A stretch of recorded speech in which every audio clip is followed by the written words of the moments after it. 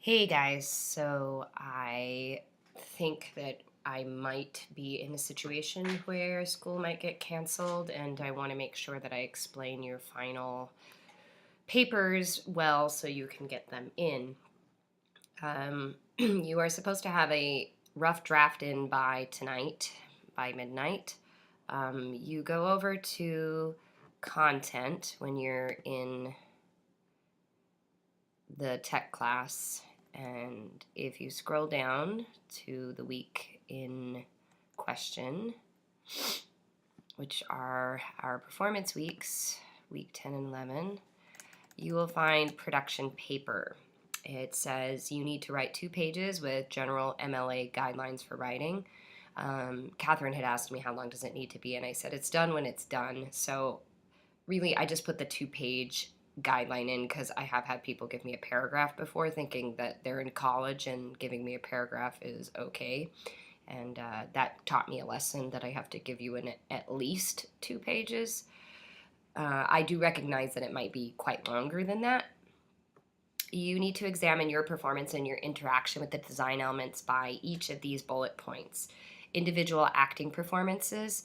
Some of you did not perform, so you do not have to answer that section, but you can say how you interacted with the individual acting performances. For example, Catherine did makeup, and she can decide and hair, and she can decide how she thinks she helped that actor have more confidence, and how she helped the lighting design and helped the acting performances because of that.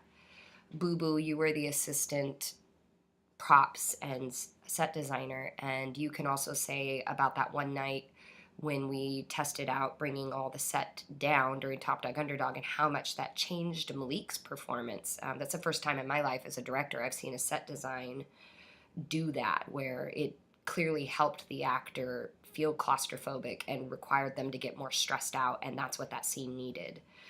So even if you didn't do these things, you need to understand how you connected with it. And I hope you guys really got that from the 2 shows that we did.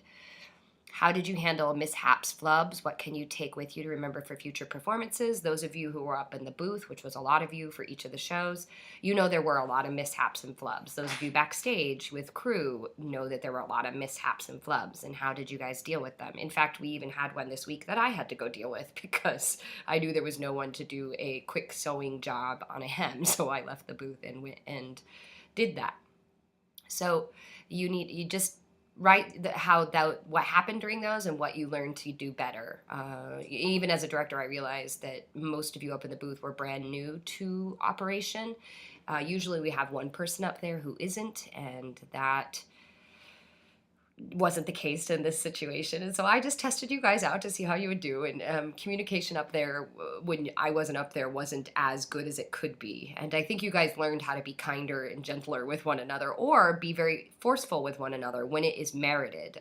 I even witnessed Eliza the other day tell Dakota that he needs to go when she says go, which is exactly what a stage manager does, because a light operator or a sound operator or a spot operator really just need to trust that the stage manager knows what's going on. Largely because in really, really dangerous shows like Cirque du Soleil, you can have a call that is based on the video that the stage manager is watching. And if you go before their go, you could kill an actor. So these are important things to learn, that the protocol is that you must wait until the stage manager says go.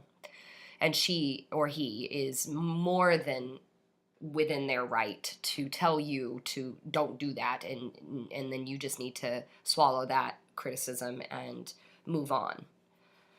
I often think that theater is kind of like the Olympics, because mistakes happen, but you just have to keep going. So, like you watch figure skating and you see them fall down, and the test of the bravery of that particular athlete is their ability to just keep moving. Audience reactions. Was there applause at inappropriate points? Did someone fall asleep and snore loudly in the second act? Did anyone cry? Did anyone walk out in utter outrage? What can you use this information for in future performances? You guys probably saw me when you were up in the booth, those of you that were, commenting on the audience, because this is a very good thing for you guys to learn, because this is a part of being an actor. and being a director and being a designer, that your stuff lands with the intended audience that hears it. We had people who walked out because they're rude, and that's something that we have to deal with on this campus. And I honestly started changing which shows I choose based on that reaction. The first time I did a play, people were watching YouTube with the volume on, and as opposed to yelling at them, because I would like them to try to come back, because I'm always trying to build audiences. I don't want to make them feel like this is an elitist art form, but I did have to change the way that I do things.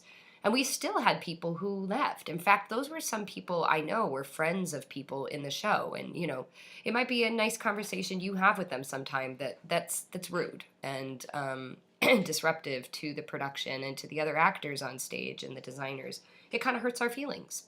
So there's something.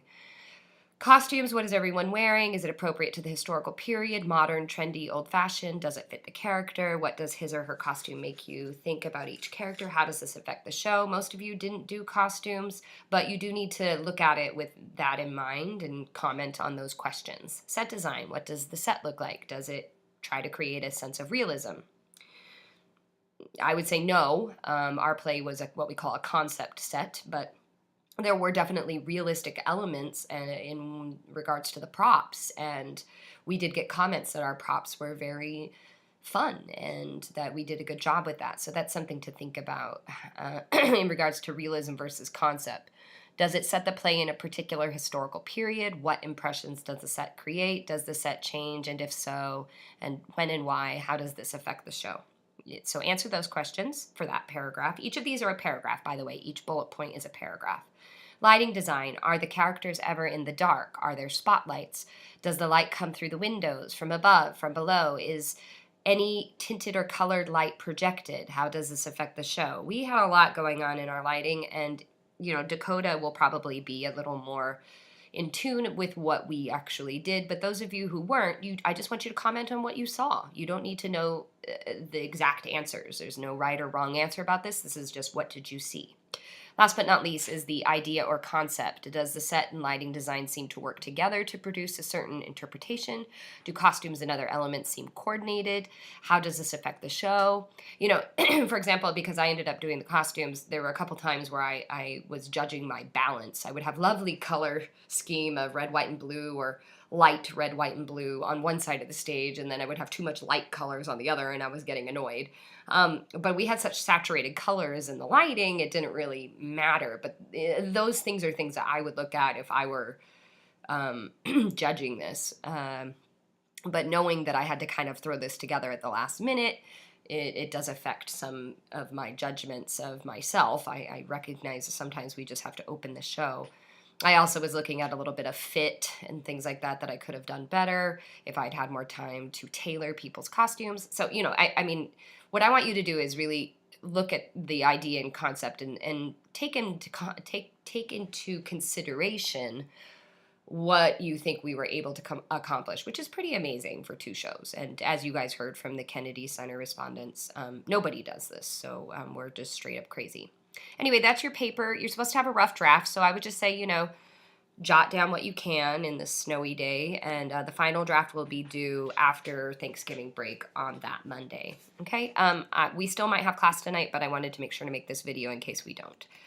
Thank you.